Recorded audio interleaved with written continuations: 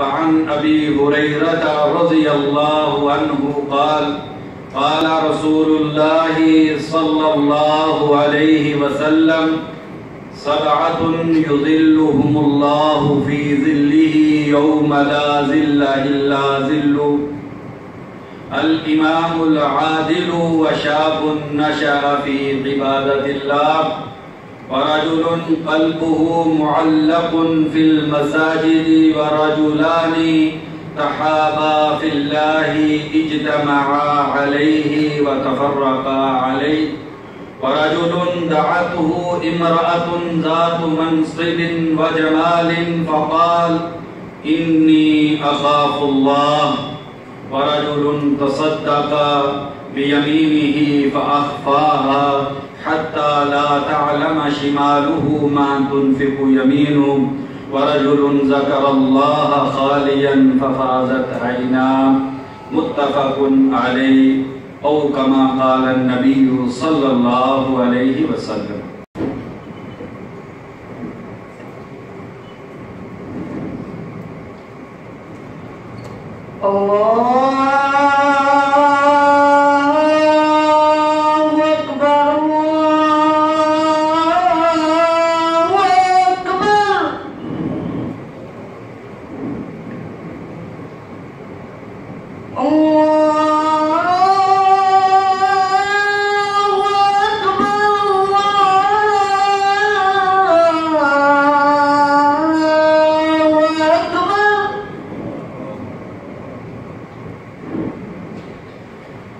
أشهد أن لا إله إلا الله.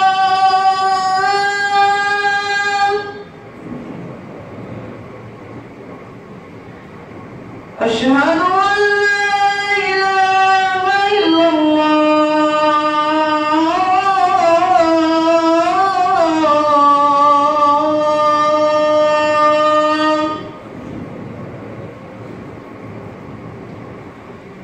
أشهد أن محمدًا رسول الله.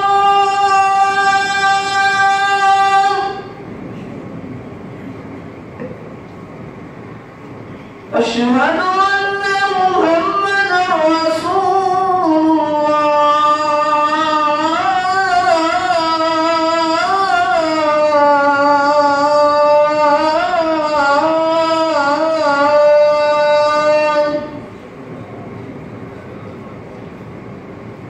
هيا على الصلاة.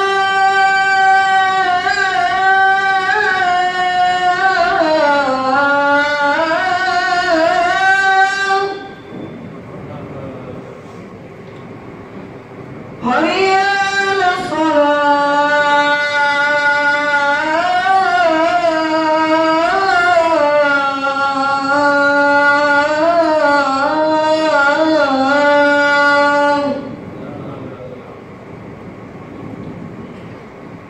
هيا على الفلاح.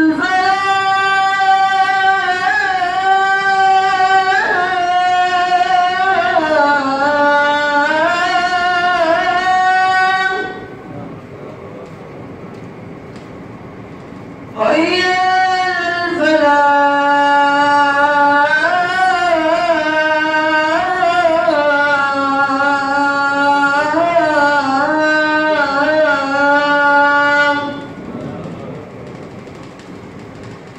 الله أكبر، الله أكبر، لا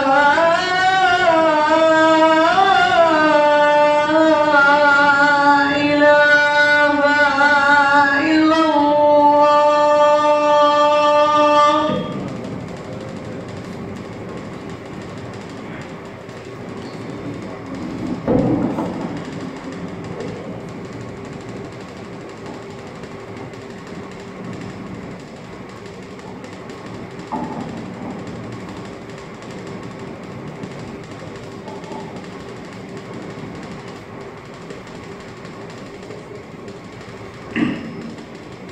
إن الحمد لله نحمده ونستعينه ونستغفره ونعوذ بالله من شرور أنفسنا ومن سيئات أعمالنا من يهده الله فلا مضل له ومن يضلل فلا هادي له وأشهد أن لا إله إلا الله وحده لا شريك له وأشهد أن محمدا عبده ورسوله أما بعد فإن أصدق الحديث كتاب الله وخير الهدي هدي محمد صلى الله عليه وسلم وشر الأمور محدثاتها وكل محدثة بدعة وكل بدعة ضلالة وكل ضلالة في النار أما بعد فأعوذ بالله من الشيطان الرجيم يا أيها الذين آمنوا اتقوا الله حق تقاته ولا تموتن إلا وأنتم مسلمون يا أيها الناس اتقوا ربكم الذي خلقكم من نفس واحدة وخلق منها زوجها وبث منهما رجالا كثيرا ونساء واتقوا الله الذي تساءلون به والأرحام إن الله كان عليكم رقيبا يا أيها الذين آمنوا اتقوا الله وقولوا قولا سديدا يصلح لكم أعمالكم ويغفر لكم ذنوبكم ومن يطع الله ورسوله فقد فاز فوزا عظيما أما بعد فعن أبي هريرة رضي الله عنه قال قال رسول الله صلى الله عليه وسلم سبعة يظلهم الله في ظله يوم لا ظل إلا ظله الإمام العادل وشاب نشأ في عبادة الله ورجل قلبه معلق في المساجد ورجلان تحابا في الله اجتمعا عليه وتفرقا عليه ورجل دعته امرأة ذات منصب وجمال فقال إني أخاف الله ورجل تصدق بيمينه فأخفاها حتى لا تعلم شماله ما تنفق يمينه ورجل ذكر الله خاليا ففازت عيناه متفق عليه او كما قال النبي صلی اللہ علیہ وسلم۔ ہر قسم کی حمد و ثنا اللہ وحدہ لا شریک کے ذات باری تعالیٰ کے لیے کہ جس نے ہمیں عید الاضحیٰ جیسا عظیم خوشی کا دن خیر و خوبی عافیت کے ساتھ حالت ایمان میں گزارنے کی توفیق عطا کی۔ بے شمار درود و سلام ہو نبی اکرم صلی اللہ علیہ وسلم کی ذات اقدس پہ کہ جنہوں نے انسان کو ایک ایسے عظیم رستے پہ چھوڑا ہے کہ جس رستے کا راہی اللہ تبارک و تعالیٰ کی محبت، اللہ کی قربت، اللہ کی رحمتوں برکت کا حقدار بن جاتا ہے۔ بے شمار رحمتیں ہوں صحابہ کرام پر، تابعین نظام پر، محدثین کرام پر، جو اللہ تبارک و تعالیٰ کی بندگی کے رستے کی ہر دور میں حفاظت کرتے رہے۔ بخاری اور مسلم کی ایک حدیث میں نے آپ بھائیوں کے سامنے پڑھی ہے۔ ابو ہریرہ رضی اللہ عنہ اس حدیث کے راوی ہیں۔ میرے اور آپ کے پیارے نبی اکرم صلی اللہ علیہ وسلم کا پر نور فرمانے ذیشان ہے سبعۃ یظلهم اللہ فی ظلہ یوم لا ظل الا ظلہ۔ 7 خوش نصیب انسان ایسے ہیں جنہیں کل قیامت کے دن اللہ تبارک و تعالیٰ اپنے عرش کا سایہ نصیب کریں گے، جس دن عرش کے سائے کے علاوہ کوئی سایہ نہیں ہوگا۔ الامام العادل، عدل و انصاف کرنے والا حکمران، وشاب نشأ فی عبادت اللہ، وہ جوان جسے جوانی کے نشے نے گمراہی کے رستے پہ نہیں ڈالا، بلکہ نشأ فی عبادت اللہ، جس نے اپنی جوانی کو اللہ کی عبادت میں صرف کر دیا، وَرَجُلٌ قَلْبُهُ مُعَلَّقٌ فِي الْمَسَاجِدِ، اور وہ خوش نصیب انسان جس کا دل مسجد میں اٹکا رہتا ہے، وَرَجُلَانِ تَحَابَا فِي اللَّهِ، اور وہ عظیم انسان جو اللہ کے لیے آپس میں محبت کرتے ہیں، اجتماع علیہ وتفرق علیہ، اکٹھے ہوتے ہیں تو اللہ کی محبت کھینچ لاتی ہے، اور جب جدا ہوتے ہیں تو اللہ کی محبت ان کو جدا کرتی ہے۔ وَرَجُلٌ دَعَتْهُ امْرَأَةٌ ذَاتُ مَنْصِبٍ وَجَمَالٍ، اور وہ پاک باز جوان، عفت کا پیکر، وہ عظیم انسان جسے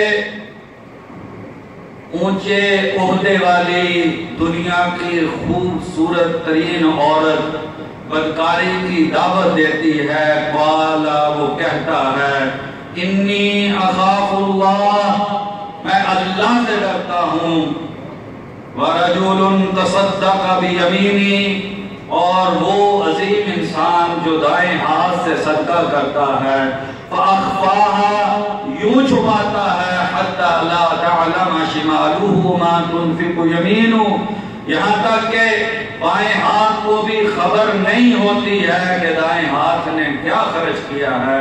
وَرَجُلٌ ذَكَرَ اللَّهَ خَالِيًا فَفَاضَتْ عَيْنَاهُ، اور وہ عظیم انسان جس نے خلوت اور تنہائی میں ساری انسانیت سے جدا ہو کر جب اللہ کو یاد کیا تو اس کی آنکھوں سے آنسو بہہ پڑے۔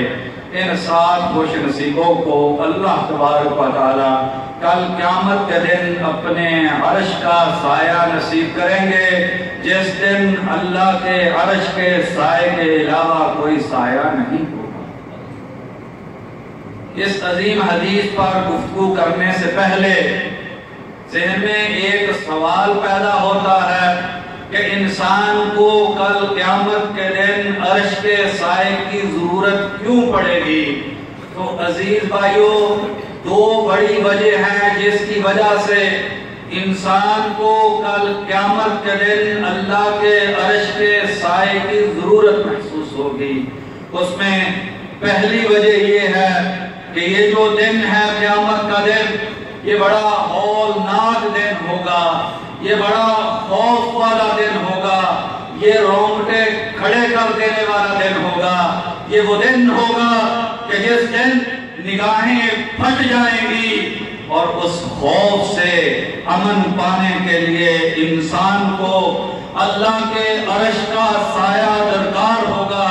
یا ایھا الناس اتقوا ربکم ان زلزلۃ الساعۃ شیء عظیم، اے انسانوں اپنے رب سے ڈر جاؤ، اس جوانی کے نشے میں مغرور ہو کر اللہ کے سامنے نہ کھڑے ہو جانا، اللہ سے ڈر جاؤ۔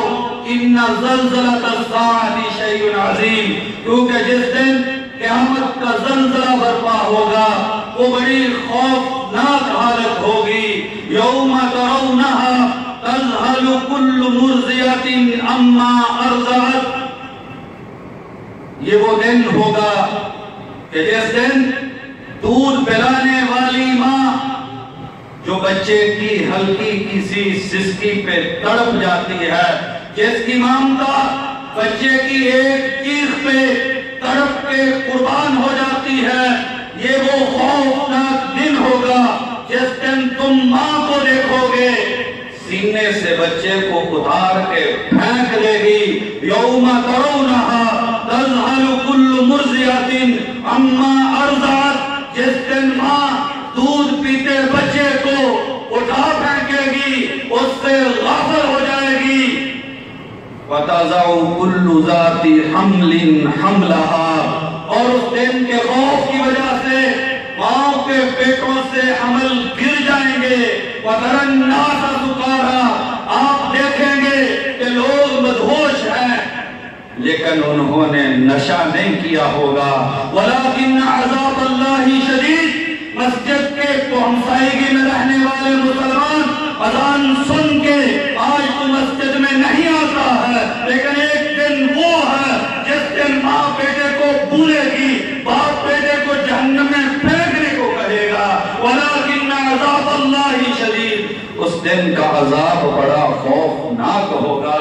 وَيَسْأَلُونَكَ عَنِ الْجِبَالِ، محبوب یہ آپ سے ان سنگلاخ پہاڑوں کے بارے میں پوچھتے ہیں کہ جن سے لہریں ٹکراتی ہیں تو واپس پلٹ جاتی ہیں. یہ جو پہاڑ ہیں جو آنوں کا رخ موڑ دیتے ہیں. وَيَسْأَلُونَكَ عَنِ الْجِبَالِ، یہ آپ سے پہاڑوں کے بارے میں پوچھتے ہیں. فَقُلْ يَنْسِفُهَا رَبِّي نَسْفًا، کہہ دیجئے میرا رب انہیں ریت کے ذرات بنا دے گا. فَيَذَرُهَا قَاعًا صَفْصَفًا، یہ ایک ہموار زمین ہوگی.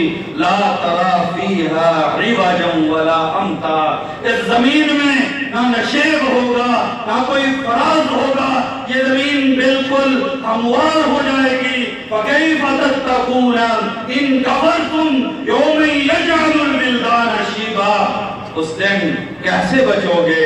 کیا یہ جو پیسہ ہے یہ تم کو اللہ کے عذاب سے بچا لے گا؟ کیا یہ جو اولاد کی جوانی ہے یہ تمہیں اللہ کے عذاب سے پناہ دے دے گی؟ کیا یہ جو اونچی کوٹھی ہے یہ تم کو سایہ میسر کر دے گی؟ یہ اے سی والی جو گاڑی ہے کیا یہ تم کو اللہ کے عذاب سے پناہ دے دے گی؟ فَكَيْفَ تَتَّقُونَ إِن كَفَرْتُمْ يَوْمًا يَجْعَلُ الْوِلْدَانَ شِيبًا، اس دن سے کیسے بچو گے جو دن بچوں کو بوڑھا کر دے گا. السَّمَاءُ مُنْفَطِرٌ بِهِ، اس دن کی ہولناکی کی وجہ سے آسمان پھٹ جائے گا. یوم تبدل الارض غیر الارض والسماوات وبرزوا للہ الواحد القہار، جس دن یہ زمین نہیں رہے گی، جس دن یہ آسمان نہیں رہے گا، بلکہ غلبے اور قہر و غضب والے اللہ کے سامنے ساری انسانیت کو اکٹھا کر دیا جائے گا. یوم یفر المرء من اخیہ، جس دن بھائی سے بھاگے گا. وامہ وابیہ، یہ جو ماں جس کے آنچل کا سایہ بڑا اچھا لگتا ہے، انسان کہے گا یا اللہ میری یہ جو ماں ہے اس کو جہنم میں پھینک دے. وابی، یا اللہ میرے باپ کو جہنم میں پھینک دے. یا اللہ اس کائنات کی ہر چیز کو جہنم میں پھینک دے، مجھ کو نجات مل جائے. یود المجرم لو یفتدی من عذاب یومئذ ببنیہ، اس دن گناہ کرنے والا تمنا کرے گا اے کاش میرے جگر کے ٹکڑے کو جہنم میں ڈال دیا جائے اور مجھے نجات مل جائے. اس اولاد کی محبت میں آ کے، اس بیوی کے پیار کی وجہ سے، ماں باپ کی چاہت اور تمنا کی وجہ سے، یہ بھائیوں کے بھائی چارے کی وجہ سے، قوم قبیلے کے رسم و رواج کی وجہ سے میں اور آپ آج اللہ سے نہیں ڈرتے ہیں. لیکن ایک دن آئے گا جس دن یہی انسان کہے گا بنی، یا اللہ میرا بیٹا جہنم میں پھینک دے، یا اللہ میری بیوی جہنم میں پھینک دے. واخی، یا اللہ میرا بھائی جہنم میں پھینک دے. وَفَصِيلَتِهِ الَّتِي تُؤْوِي، یا اللہ میرا سارا قبیلہ جہنم میں پھینک دے. وَمَنْ فِي الْأَرْضِ جَمِيعًا ثُمَّ يُنْجِي، یا اللہ پوری انسانیت جہنم میں جھونک دے. یا اللہ مجھ کو نجات مل جائے. لیکن اس دن ایسے نہیں ہو. اِذَا السَّمَاءُ انفطرت، جس دن آسمان پھٹ جائے گا. اِذَا الشَّمْسُ كُوِّرَتْ، یہ جو روشنی دینے والا سورج ہے یہ اس کی بساط لپیٹ دی جائے گی. وَإِذَا النُّجُومُ انكَدَرَتْ، یہ آسمان دنیا کو زینت بخشنے والے ستارے ٹوٹ کر گرا دیے جائیں گے. وَإِذَا الْجِبَالُ سُيِّرَتْ، یہ جو پہاڑ ہیں جس دن دوڑ رہے ہوں گے. وَتَكُونُ الْجِبَالُ كَالْعِهْنِ الْمَنْفُوشِ، جس دن یہ پہاڑ روئی کے گالوں کی طرح اڑ رہے ہوں گے. وَإِذَا الْبِحَارُ سُجِّرَتْ، یہ جو ٹھاٹھے مارتا ہوا سمندر ہے، تیری جوانی بھی تجھ میں ٹھاٹھے مارتی ہے، لیکن تو اس جوانی کی ٹھاٹھوں میں اللہ کے اس آخرت کے دن کو بھول گیا ہے۔ وَإِذَا الْبِحَارُ سُجِّرَتْ، جس دن سمندروں کو آگ لگا دی جائے گی، اور پھر اس دن کوئی چیز کام نہیں آئے گی۔ اس دن انسان کو ضرورت محسوس ہوگی کہ اللہ کے عرش کا سایہ مل جائے، اے کاش کے اس دن کی ہولناکی سے نجات مل جائے۔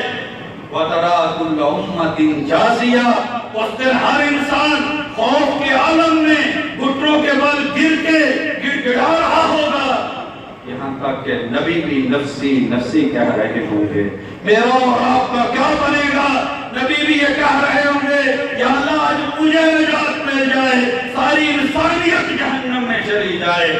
اور نبی اکرم صلی اللہ علیہ وسلم جن کے کہنے سے جنت کھلنی ہے، فاطمہ الزہرا رضی اللہ عنہا جو جنت کی عورتوں کی سردار ہے، نبی اکرم صلی اللہ علیہ وسلم نے اپنی لخت جگر کو مخاطب کر کے فرمایا، یا فاطمہ بنت محمد سلینی من مالی ما شئتی، میرے جگر کے ٹکڑے فاطمہ، جو دنیا میں مجھ سے مانگنا ہے مانگ لے، میں تجھ کو دے دیتا ہوں، ولیکن اعملی فإنی لا اغنی عنک من اللہ شیئا، لیکن فاطمہ عمل لے کے آخرت میں جانا، ورنہ میں تیرا کوئی فائدہ نہیں کر سکوں گا۔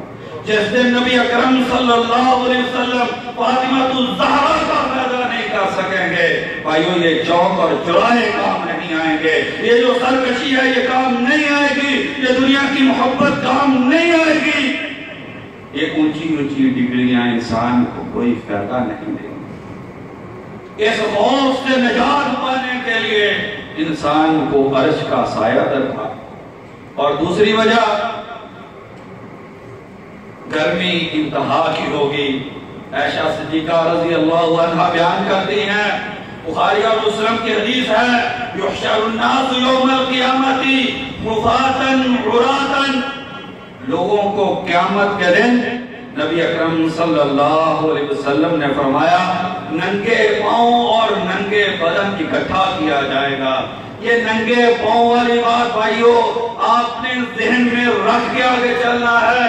جس دن لوگوں کو ننگے پاؤں اور ننگے بدن اٹھایا جائے گا، حضرت عائشہ رضی اللہ عنہا نبی اکرم صلی اللہ علیہ وسلم کو مخاطب ہو کے فرماتی ہیں، محبوب کائنات کیا اس دن مرد عورت کو دیکھے گا نہیں؟ یہ جو دنیا کا منہ زور شہوت کا جو غلبہ ہے، یہ جو جذبہ ہے، کیا اس کی وجہ سے مرد عورت کو نہیں دیکھے گا؟ نبی اکرم صلی اللہ علیہ وسلم نے زبان رسالت سے فرمایا، عائشہ الامر اشد من ان یہمہم ذالک، معاملہ اس سے زیادہ خوفناک ہوگا، کسی کو اس بات کی سوجھ نہیں ہوگی، اور پھر کسی کے دل میں یہ خیال پیدا نہیں ہوگا۔ مقداد بن اسود رضی اللہ عنہ بیان کرتے ہیں، مسلم شریف کی حدیث ہے، تدنی الشمس یوم القیامت من الخلق، اس دن سورج کو انسانوں سے قریب کر دیا جائے گا۔ اللہ کے نبی کتنا قریب کیا جائے گا؟ ابھی سورج ہم سے 15 کروڑ میل کلومیٹر کے فاصلے پر ہے۔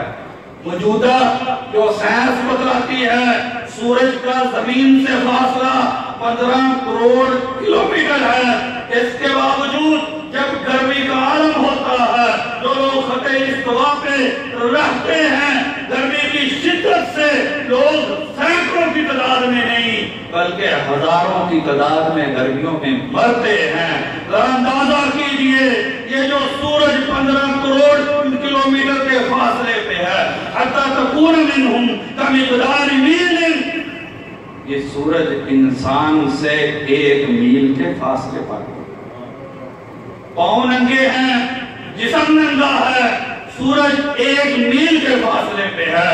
نبی اکرم صلی اللہ علیہ وسلم نے فرمایا انسان کا جسم سے پسینہ نکلے گا، کوئی ٹخنوں تک پسینے میں ڈوبا ہوا ہوگا، یہاں پر اعمال ہوں گے جو سائبان بنیں گے، کسی کے گھٹنے تک پسینہ ہوگا، کسی کی کمر تک پسینہ ہوگا، کسی کے سینے تک پسینہ ہوگا، کسی کے منہ تک پسینہ ہوگا، اور کوئی پورے کا پورا پسینے میں ڈوبا ہوا ہوگا۔ ابو ہریرہ رضی اللہ عنہ بیان کرتے ہیں، مسلم شریف کی حدیث ہے، ان العرق ليذهب في الارض 70 باعا، پسینہ انسان کے جسم سے اتنا نکلے گا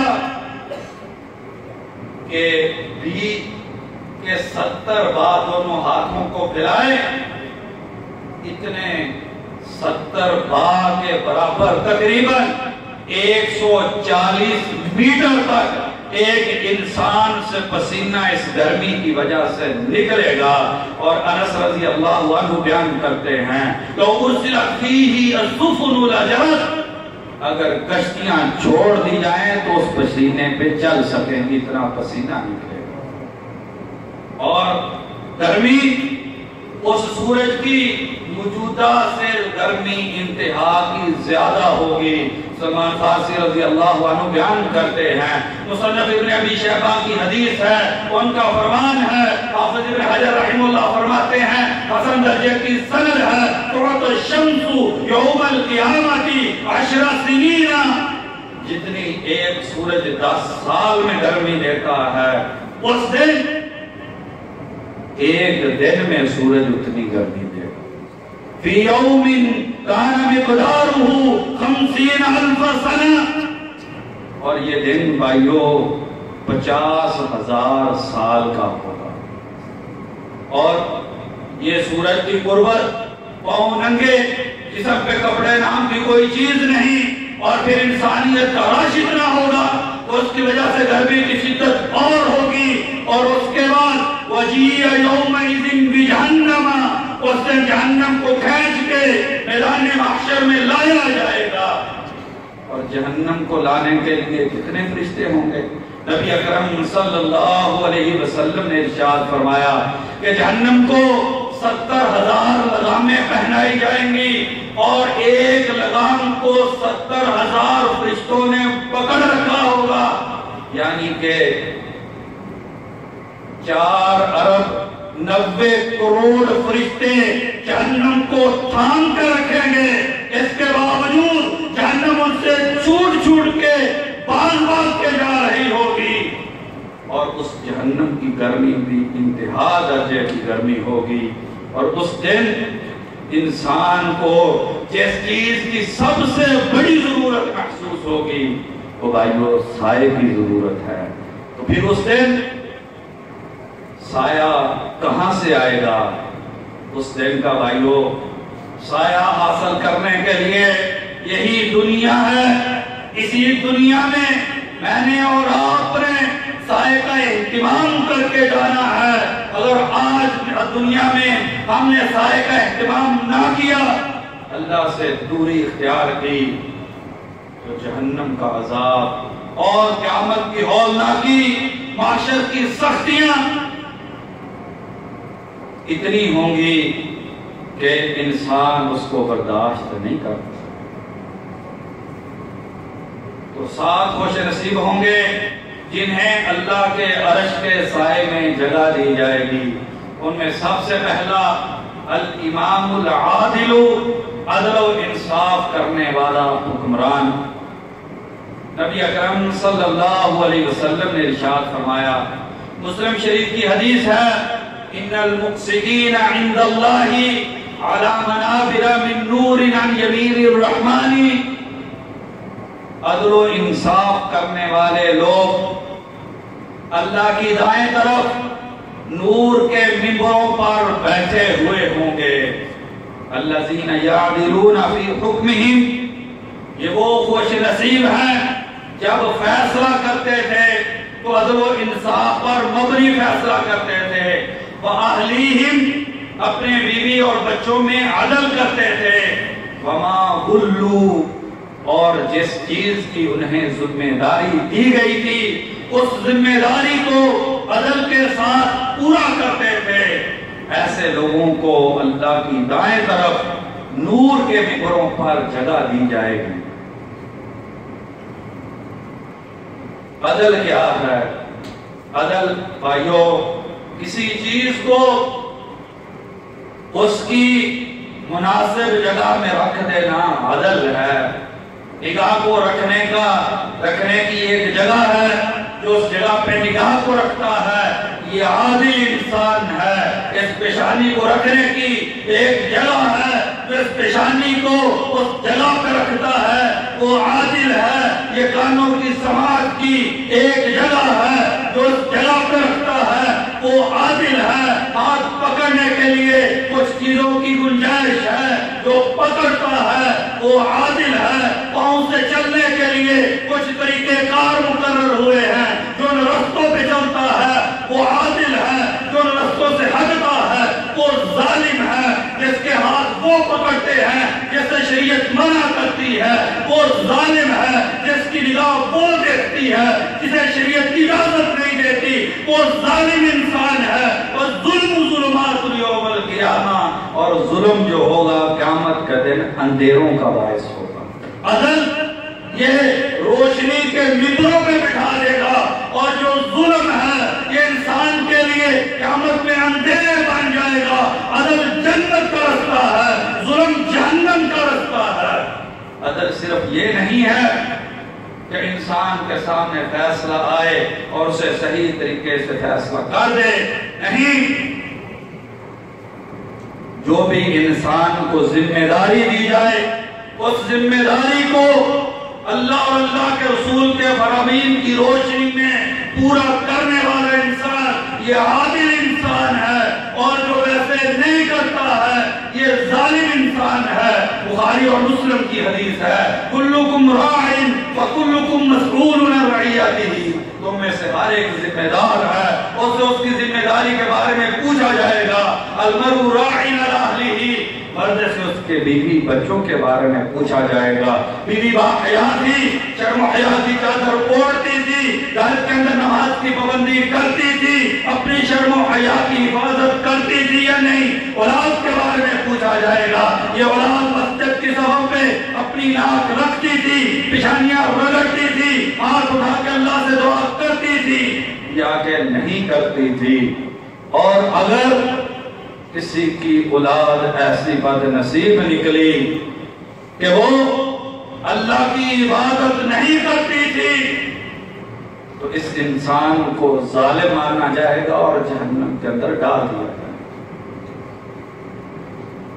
بخاری شریف کی حدیث ہے، نبی اکرم صلی اللہ علیہ وسلم نے فرمایا، ما من عبد یسترعیہ اللہ رعیتا یموت یوم یموت وہو غاش لرعیتہ، جس بھی انسان کو اللہ نے چند افراد کا ذمہ دار اور نگران بنا دیا، اس میں استاد کی نگرانی میں طالب علم ہے، باپ کی نگرانی میں اولاد ہے، بڑے افسر کی نگرانی میں اس کے متحد لوگ ہیں۔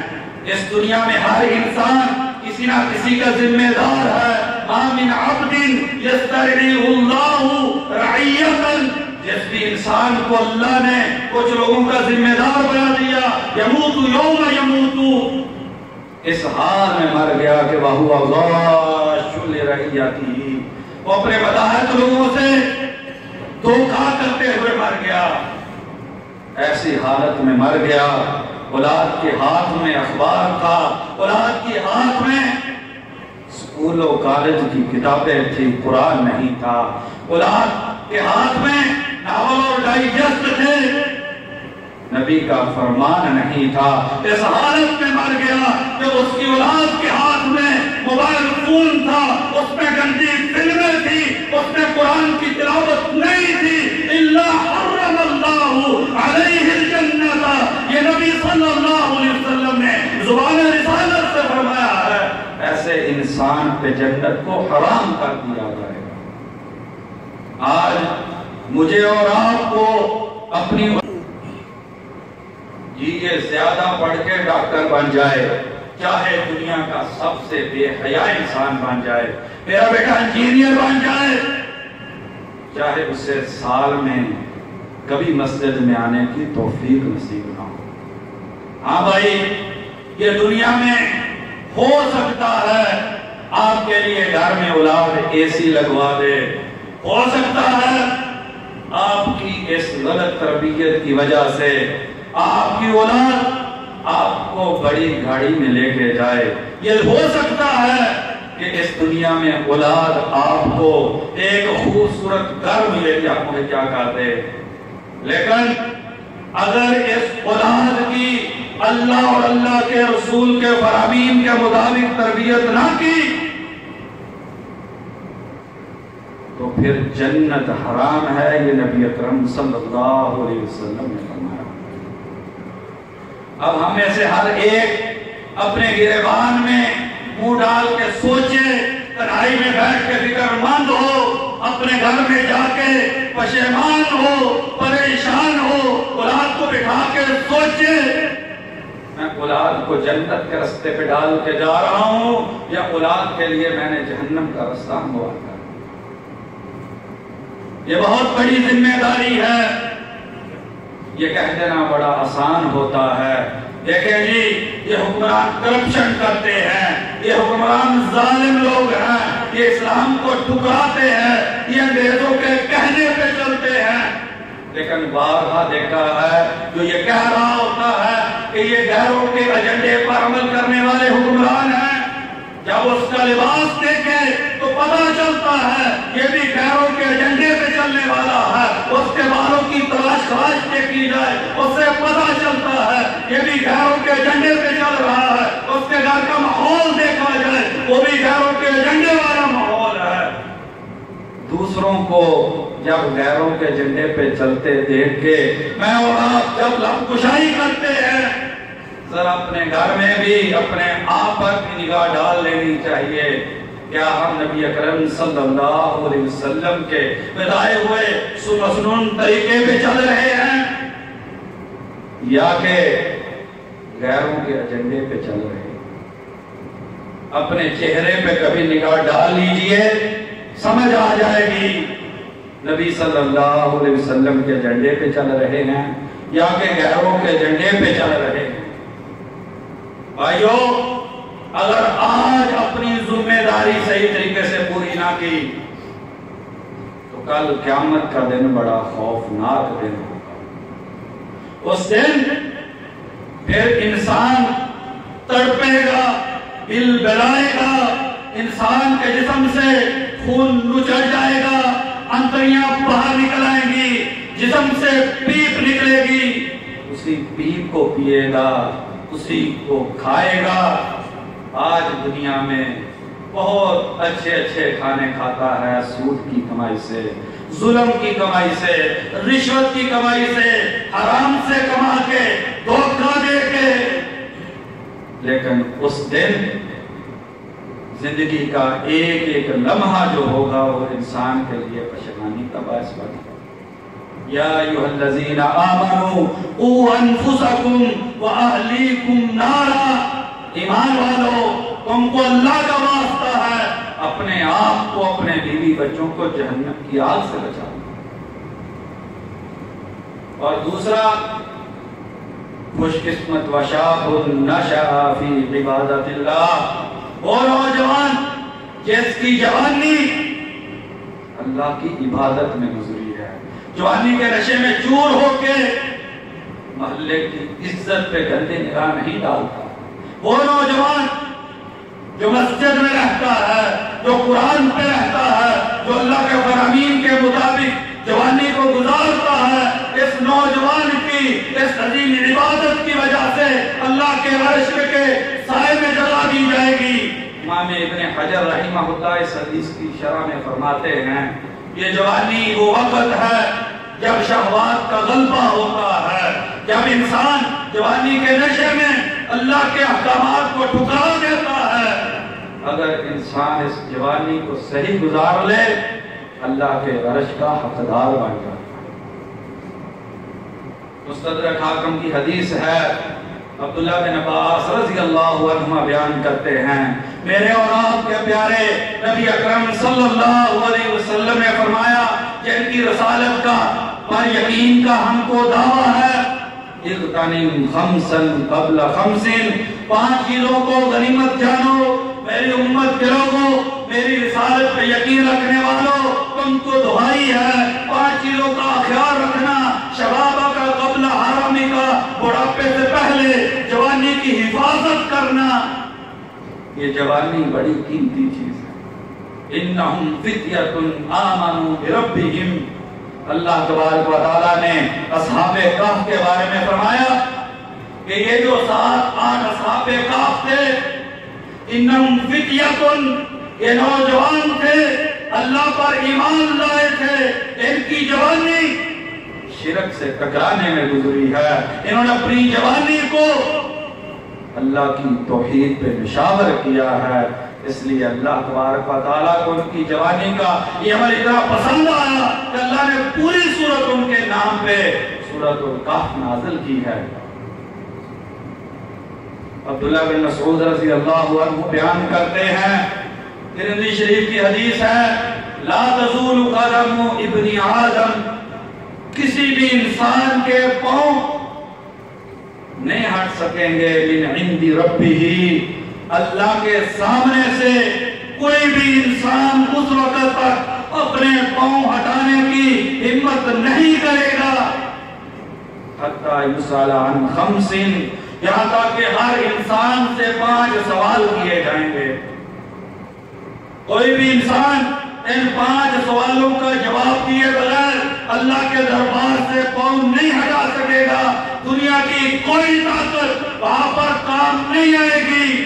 اور اللہ تبارک و تعالیٰ کے دربار میں ہر انسان اس سے ڈائریکٹ سوال ہوگا، لیس بینہ وبین اللہ ترجمان.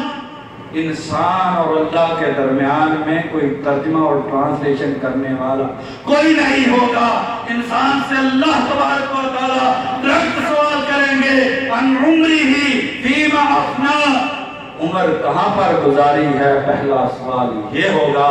وعن شبابہ فیما ابلا، دوسرا سوال اس جوانی کے بارے میں ہوگا کہ یہ جوانی کہاں پر صرف کی، یہ جوانی اللہ کی اطاعت میں گزاری ہے یا اللہ کی نافرمانی میں گزاری ہے. یہ جو جوانی ہے یہ اللہ کے دین کی سربلندی کے لیے صرف ہوئی ہے یا کہ اللہ کے دین کی مخالفت میں یہ جوانی صرف ہوئی ہے.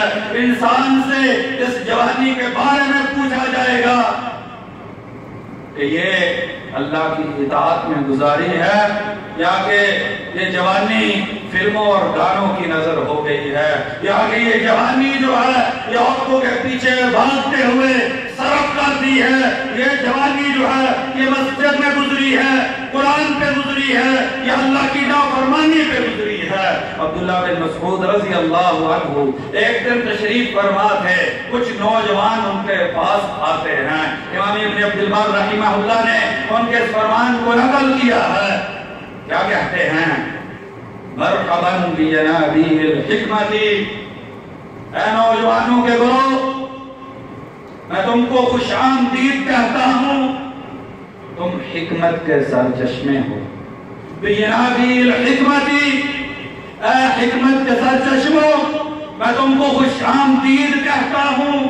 ومصابیح الظلم، اور اندھیرے میں چراغ بننے والوں میں تم کو خوش آمدید کہتا ہوں.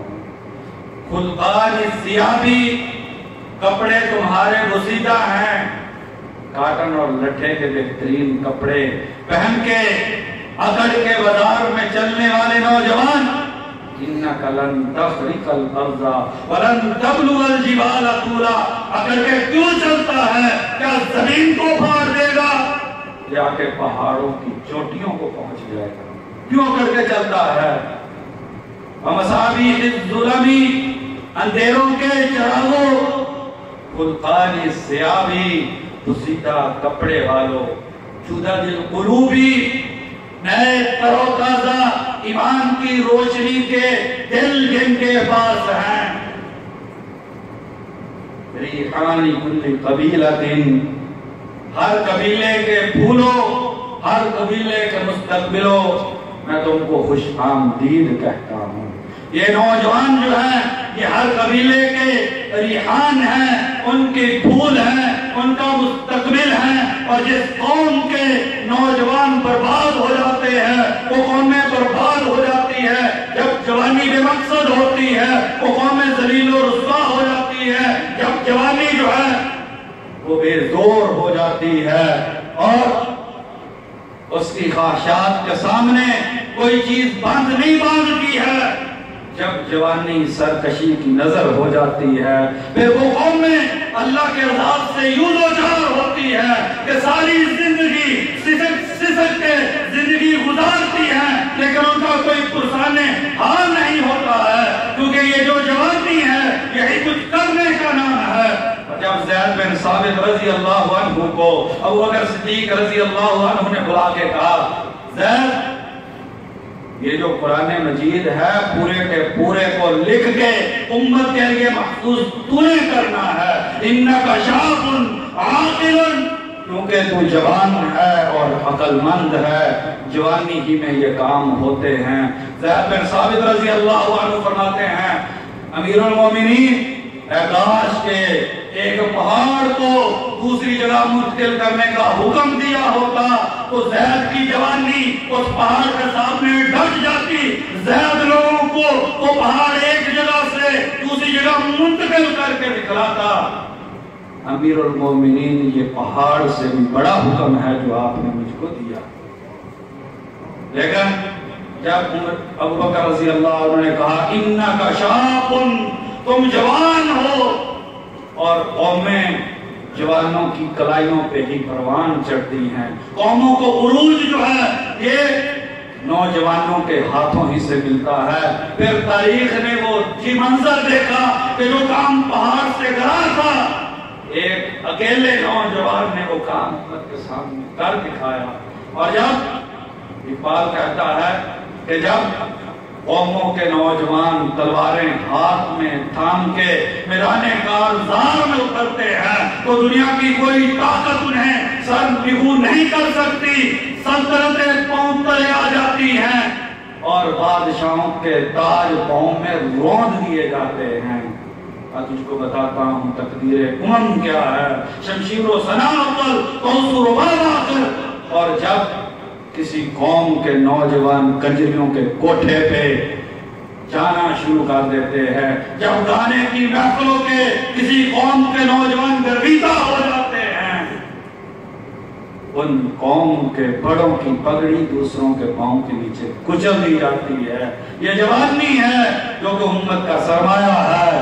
اللہ کے لیے میری ہر نوجوان بھائی اور بہن سے درخواست ہے، یہ جوانی یہ اللہ کی دی ہوئی نعمت ہے، اللہ کے دین کے لیے صرف کیجئے، اللہ کی نافرمانی کرنا اس جوانی کے ذریعے اللہ کی نعمت کا شکر نہیں ہے۔ اللہ تبارک و تعالیٰ سے دعا ہے اللہ تبارک و تعالیٰ ہمیں بھی اور خوش نصیبوں میں سے کر دے جنہیں کل قیامت کے دن اللہ کے عرش کا سایہ نصیب ہوگا۔ وما توفیقی الا باللہ۔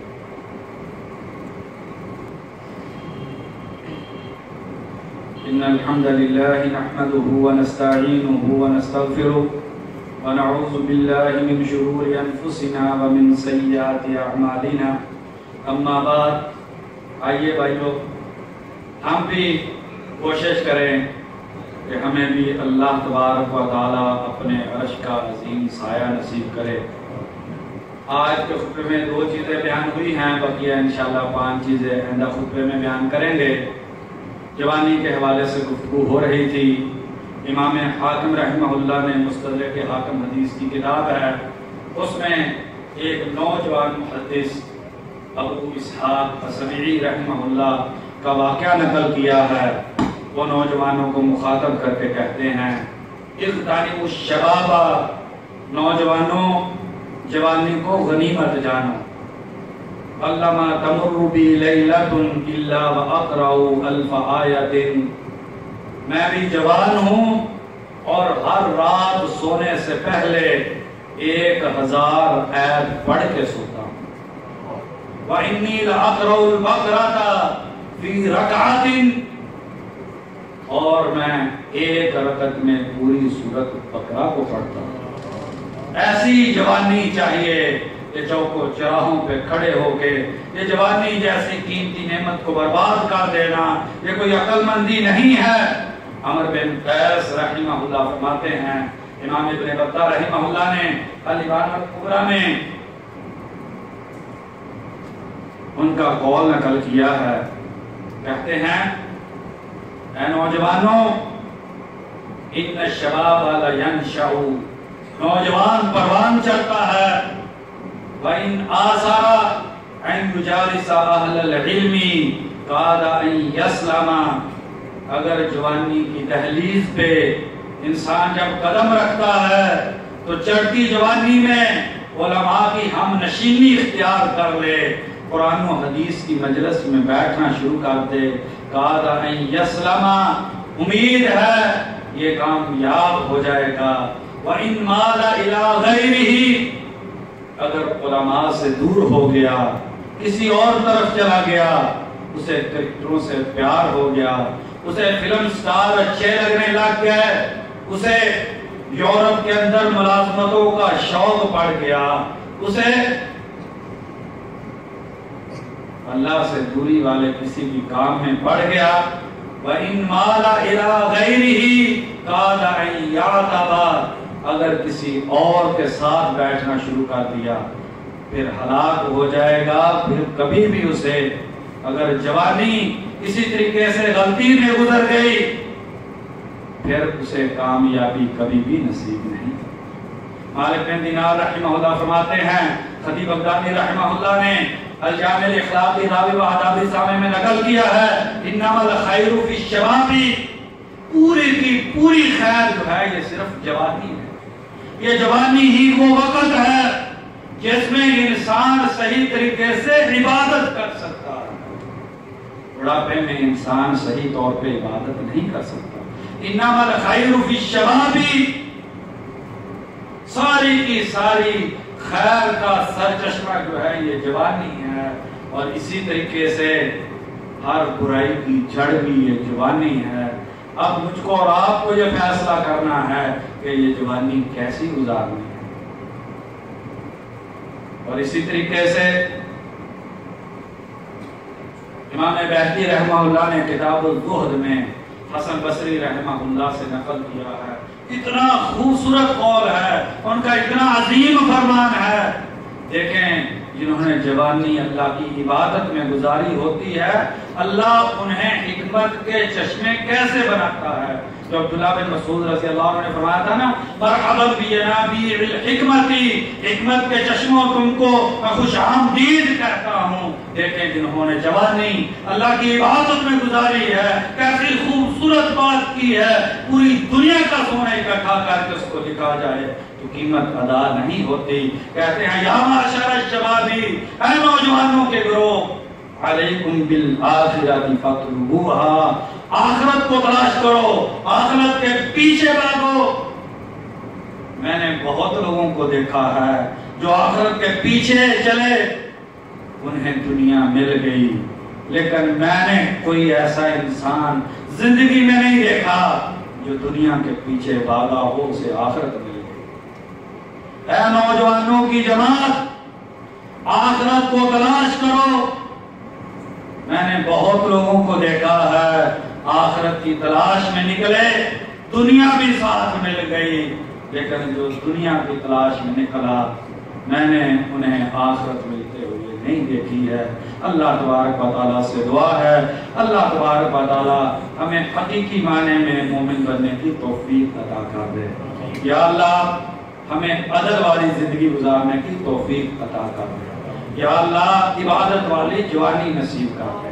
یا اللہ اپنے عرش کا سایہ نصیب کر دے۔ یا اللہ ہم بڑے گناہگار ہیں، یا اللہ ہم جوانی کے نشے میں تیرے سامنے کھڑے ہو گئے ہیں، یا اللہ ہمیں اپنے سامنے سر تسلیم خم کرنے کی توفیق عطا کر۔ یا اللہ جوانی اپنی رضامندی کے لیے گزارنے کی توفیق عطا کر دے۔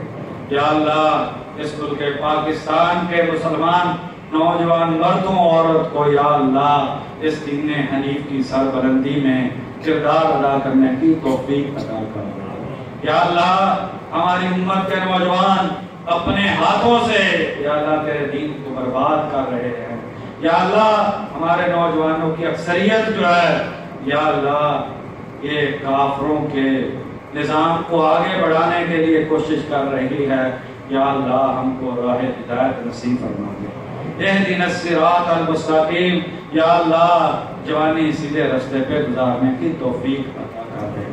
یا اللہ جو بھائی بیمار ہیں یا اللہ ان کو شفا یاب کر دے۔ ایک بھائی کی بیوی بیمار ہے، دعا کا کہا ہے، یا اللہ اس کی بیوی کو شفا یاب کر دے۔ یا اللہ ایک بھائی نے اور چیک بھیجی ہے، یا اللہ وہ بھی بیمار ہے، یا اللہ اس کو بھی شفا یاب کر دے۔ یا اللہ جتنے بھی مسلمان بیمار ہیں یا اللہ سب کو شفا یاب کر دے۔ یا اللہ حلال کی وسیع روزی عطا کر دے۔ یا اللہ عبادت والی جوانی عطا کر دے۔ یا اللہ حقیقی معنی میں مسلمان بننے کی توفیق عطا کر دے۔ یا اللہ مسجد اور مدرسے کی محبت عطا کر دے۔ یا اللہ قرآن و سنت کی محبت عطا کر دے۔ یا اللہ ہر مسلمان کی پریشانی کو دور کر دے۔ یا اللہ ہر مسلمان کے گھر کو جنت کا نمونہ بنا دے۔ یا اللہ ہر مسلمان کی قبر کو جنت کا باغیچہ بنا دے۔ یا اللہ ہر بہن کو جس گھر میں آباد ہے سکون والا گھر اس کو نصیب کر دے۔ یا اللہ ہر بیٹی کو اچھا رشتہ نصیب کر دے۔ یا اللہ سارے گھروں کو امن و سکون کا گہوارہ بنا دے۔ یا اللہ ہمارے گھروں کو صحابہ اور سلف صالحین جیسے گھر بنانے کی ہم کو توفیق عطا کر دے۔ یا اللہ یہ فلموں اور گانوں کو یا اللہ ہمیں گھروں سے نکالنے کی توفیق عطا کر دے۔ یا اللہ ہم تجھ سے بہت دور چلے گئے ہیں، یا اللہ حرام کھانے سے بچنے کی توفیق عطا کر دے۔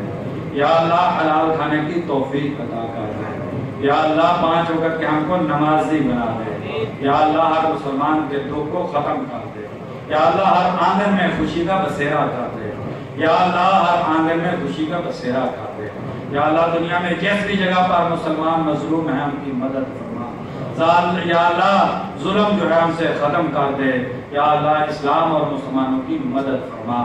یا اللہ ہمیں الہی کلمۃ اللہ کرنے کی توفیق عطا فرما۔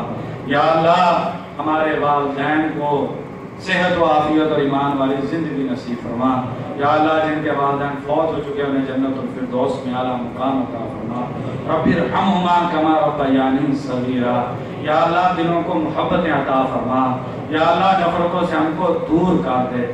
یا اللہ ہمیں اس ملک پاکستان میں دین اسلام کو نافذ کرنے کی ہم کو توفیق عطا فرما۔ یا اللہ ہر مسلمان ملک کو اسلام کا آئینہ دار ملک بنا۔ یا اللہ جب ہم قبر کی کوٹری میں جائیں ہماری قبروں کو جنت کے باغیچے بنا۔ یا اللہ آخرت میں اپنے عرش کا سایہ نصیب فرما۔ یا اللہ اپنے عرش کا سایہ نصیب فرما۔ یا اللہ ہم بہت گنہگار ہیں، یا اللہ ہمارے اعمال اس قابل نہیں ہیں کہ یا اللہ ہم تیرے دربار میں منہ لے کر آئیں۔ یا اللہ لیکن تو اپنی رحمت سے ہمیں اپنے عرش کا سایہ نصیب فرمانا۔ یا اللہ نبی اکرم صلی اللہ علیہ وسلم کے دست مبارک سے حوض کوثر کا پانی پینے کی سعادت نصیب فرمانا۔ یا اللہ آپ صلی اللہ علیہ وسلم کی صحبت و رفاقت میں جنت الفردوس میں جانے کی سعادت نصیب فرمانا۔ یا اللہ کل قیامت کے دن بغیر فتنے کے اپنا دیدار نصیب فرمانا۔ یا اللہ ان گناہگار آنکھوں کو اپنے چہرے کے دیدار کی نعمت سے سرفراز فرمانا۔ یا اللہ اس دنیا میں بھی ہر طرح کی خیر ہم کو عطا کر دے۔ یا اللہ آخرت میں بھی ساری خیر عطا کر دے۔ ربنا آتنا فی الدنیا حسنۃ وفی الآخرۃ حسنۃ وقنا عذاب النار۔ ربنا تقبل منا انک انت السمیع العلیم وتب علینا انک انت التواب الرحیم۔ سبحان ربک رب العزۃ عما یصفون وسلام علی المرسلین والحمد للہ رب العالمین۔